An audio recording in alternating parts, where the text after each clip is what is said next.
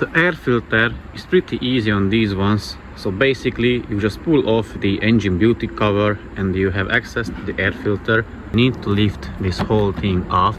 You have to disconnect it here and on the other side as well, there, and you will be able to pull off the air filter housing. Air filter housing removed, you should disconnect from here and from here. With the air filter you should be able just to twist it like this and then you remove it. Obviously it is undone now, so I'm just illustrating how it should work. And let me show you from underneath. So it has 1 and 2 tabs which goes here and here, and also one is here.